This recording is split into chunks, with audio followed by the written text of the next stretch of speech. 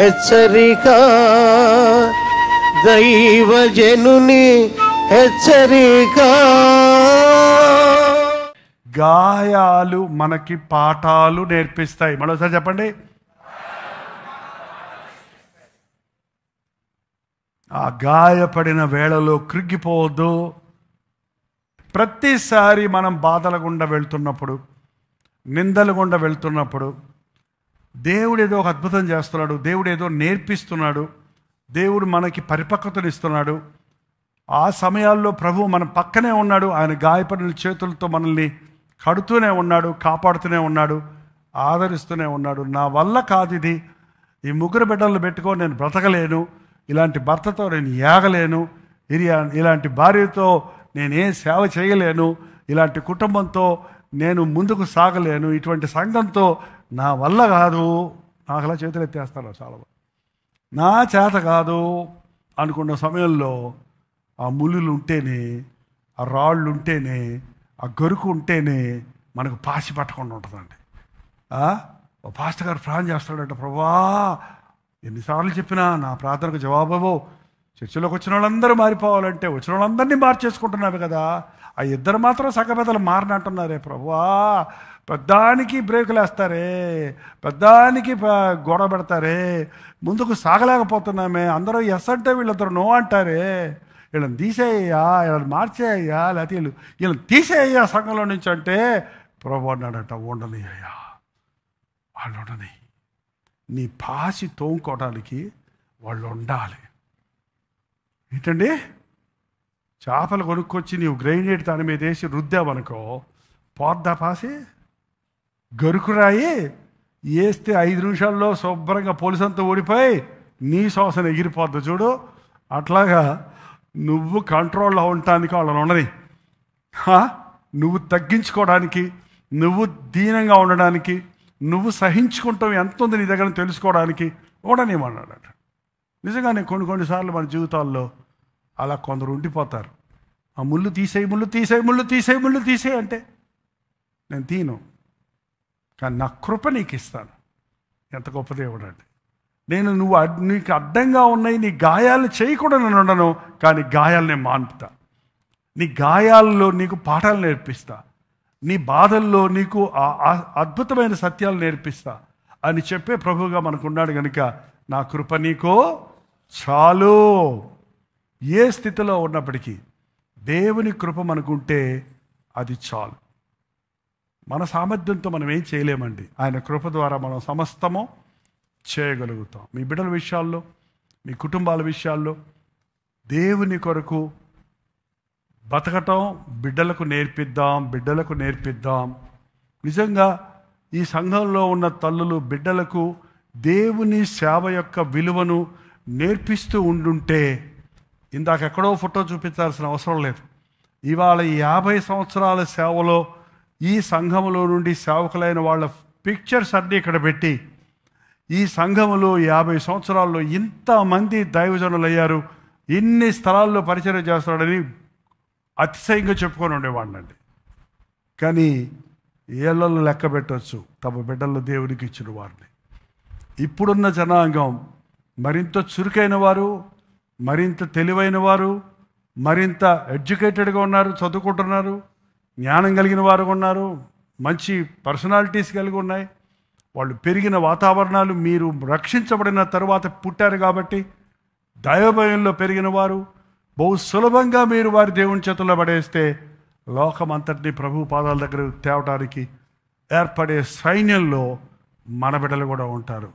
కానీ అనేక మంది నేను గమనించింది ఏంటంటే, తల్లిదండ్రులకు ఆశ ఉంది, తీసుకోండి సేవకు వస్తున్నారు అంటున్నారే కానీ the way you have brought up, చూసారా, ఎట్లా పెద్దవాళ్ళు అయినప్పుడు వాళ్ళ డెసిషన్ వాళ్ళు తీసుకోవాలంటే నువ్వు నీ పని నువ్వు చేయి, అంత మట్టుకి బలవంతం చేయటం లేదు ఎవరిని వి షుడ్ నాట్ ఫోర్స్. ఖచ్చితంగా సేవ చేయాల్సిందే, ఖచ్చితంగా నువ్వు చదువుకోవాల్సిందే, లేక అన్నం పెట్టనంటారు కొంతమంది, ఫీజు కట్టనంటారు కొంతమంది. అట్లా కాదు ఇది, అది సేవ అనేది బలవంతంగా ఎవరు చేయలేం. బట్ మోసే పెద్దవాడైనప్పుడు నిర్ణయం చేయగలిగాడంటే దానికి కారణం ఆ తల్లి అలా పెంచింది. సమూయేలు గొప్ప ప్రవక్త అయ్యాడంటే కొద్ది రోజులే ఉన్నాడు ఆ బిడ్డ అన్న దగ్గర, అలా పెంచి తీసుకొచ్చి మందిరంలో వదిలిపెట్టింది. ఒక మిషనరీలుగా అనేక దేశాలకు మిషనరీలుగా మారినటువంటి వాళ్ళ బయోగ్రఫీస్ చదివితే వాళ్ళలో అనేక మంది తల్లులు దేవుని ఎరిగిన వారు, దేవుని యొక్క ప్రార్థనలో వారిని రక్షణను నడిపించుకొని సేవలో ప్రోత్సహించిన వారు. ఈవెన్ రాజుల చరిత్రలు చదువుతుంటే కొంతమంది యోగ్యులైన రాజుల సంగతి మనం చూసినప్పుడు ఆమె తల్లి పేరు అని రాస్తారు. అక్కడ తల్లి లేవీరారు అన్నప్పుడు అతని క్యారెక్టర్లో డిఫరెంట్గా ఉంది. ఆ తల్లి సరైన లేనప్పుడు వాళ్ళలో నుంచి ఆ రాజులు ఘోరమైన నీచమైన కార్యాలు చేసేవారిగా పెరుగున్నారు. కాబట్టి తల్లిదండ్రుల ప్రభావం బిడ్డల మీద ఎంతో ఉంటుంది. మన బిడ్డల్లో నుంచి యోగ్యులు బయటికి రావాలంటే మనల్ని వారు చిన్నప్పటి నుంచి వాక్యంతో పెంచాలి. ప్రార్థన. గాయాలను మాన్పేవాడివి నీవే, ఆదరణ కలుగజేసేవాడివి నీవే, పాఠాలు నేర్పించేవాడివి నీవే, అనుభవాలను నేర్పించేవాడివి నీవే. మా జీవితాల్లో కలిగే ప్రతి పోరాటములో, నిందలలో, అవమానములలో, కష్టములో, కన్నీరులో, మా గాయాలలో నీ చేతులు మాపై పనిచేస్తే చాలయ్యా. నీ కౌగిల్లో మేముంటే చాలయ్యా. నీ గాయాలతో మా గాయాలకు స్వస్థత కలుగుతుంది కనుక మమ్మల్ని అర్థం చేసుకోగలిగిన, మమ్మల్ని ఆదరించగలిగిన, మమ్మల్ని బలపరచగలిగిన ప్రభువుగా నీవు ఉన్నావని నిన్నే నమ్ముకోవడానికి సహాయం చేయాలి. నీవే మాకు ఆశ్రయము, నీవే మా దుర్గము, నీవే మా కొండ, నీవే మా కోట. నీవు చాలిన దేవుడివయ్యా. నా కృప నీకు చాలన్న దేవుడివయ్యా. నీ కృప మాకు దయచేయి నాయన. మా బలహీనతలు చూసుకొని మేము కురికిపోక, మా పరిస్థితులు చూసుకొని మేము ఆగిపోక, దేవుడు తోడున్నాడని ఆ తల్లి ఆ ముగ్గురు బిడ్డలను ఎలాగో నీ కొరకు పెంచిందో అలాగూ మా బిడ్డలను పెంచుకోవటం మాకు నేర్పించయ్యా. అలాగూ సంఘాన్ని కట్టుకోవటం నాకు నేర్పించయ్యా. అలాగే సేవకుడిగా మా బాధ్యతలు మేము నెరవేర్చడానికి సహాయం చేయ్యా. గాయపడుతూ గాయాలలో ఉన్న వారిని ఆదరించే ఆ శిలువ ప్రేమను మాకు దయచేయ్యా. ఇంకా నువ్వు ప్రార్థనాత్మనిచ్చి రాత్రి నడిపించమని యేసు క్రీస్తు నామములో అడుగుచున్నాను తండ్రి. మన తండ్రి అయిన దేవుని యొక్క ప్రేమయు, కుమారుడైన క్రీస్తు యొక్క కృపయు, ఆదరణకర్త అయిన పరిశుద్ధాత్మ యొక్క సహవాసము కూడి వచ్చిన మనందరికీ లైవ్లో జూములో వీక్షిస్తున్న మీకును ఇప్పుడును సదాకాలము తోడయుండును గాక. ఆమేన్.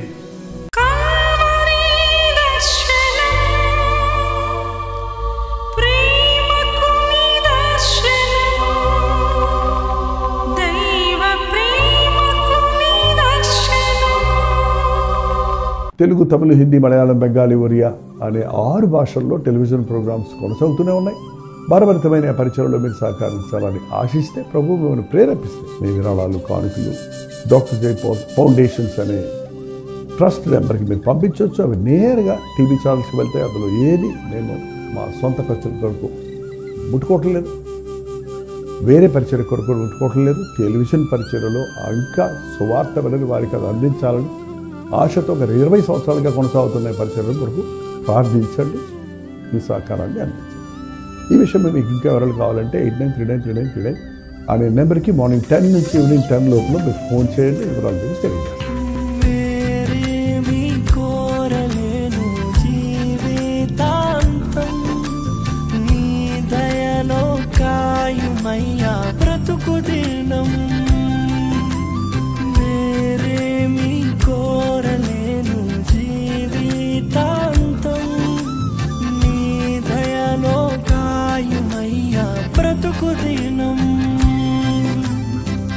నీలాంటి దైవం ఎవరు విశ్వము